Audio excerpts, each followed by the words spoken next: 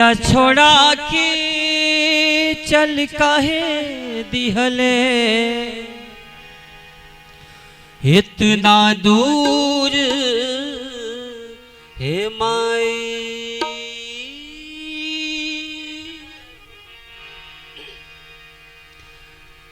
अब के बबुआ बबुआ कही के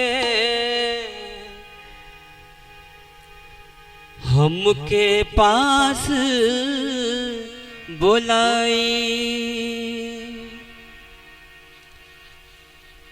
माँ जब तक पास में रहती है उसका कद्र करो, जाने के बाद दोबारा नहीं मिलती है। माँ एक ऐसा शब्द है जिसकी तुलना किसी में नहीं है। देवी देवता भगवान कोई नहीं कर सकते हैं।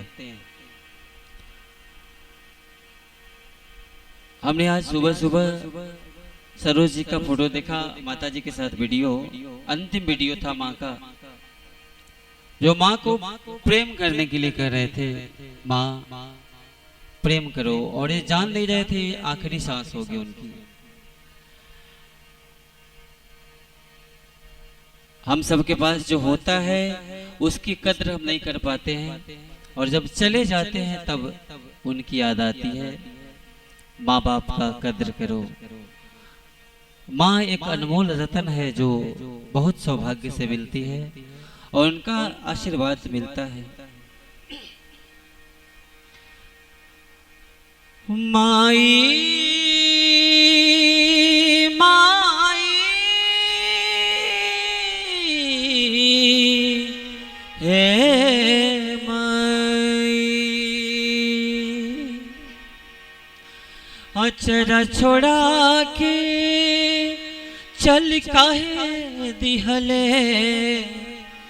इतना दूर माई। अब के बबुआ बबुआ कही के हमके पास बुलाई। तोरा बिना जी कैसे, तोरा बिना जी कैसे, तोरे बौरहवा माई। तोरा बिना जी कैसे, तोरे बौरहवा माई। अचरा छोड़ा के चल काहे दिहले अतना दूर माई। अब के बबुआ बबुआ कही के हमके पास बुलाई। तोरा बिना जी कैसे, तोरा बिना जी कैसे, तोरे बौरहवा माई। तोरा बिना जी कैसे, तोरे बौरहवा माई। माई रे माई, माई हे माई।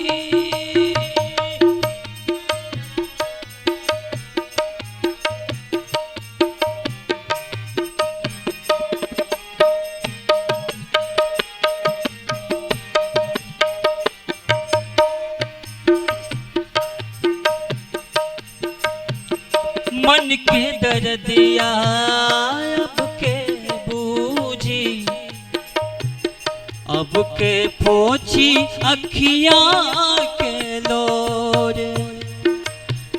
बिना कहले अगर कोई जानने वाली है तो माँ है। आपके दर्द को आपको देखकर जान जाती है। मन के दर्दिया अब के बूझी, अब के पोछी अखियां के लोर, केकराया गे फूटी के रोवब, के समझी शिशकी के सोर। बिना कहले दुखवाज बूझे, बिना कहले दुखवाज बूझे, ऐसन के हो पाई। तोरा बिना जी कैसे, तोरे बौरहवा रे माई, रे माई। तोरा बिना जी कैसे, तोरे बौरहवा रे माई।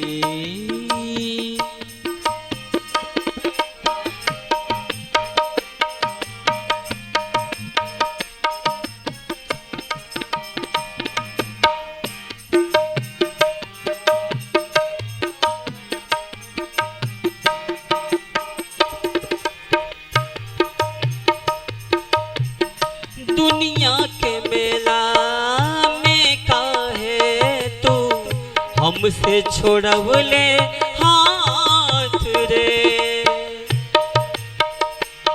हे माई माई माई,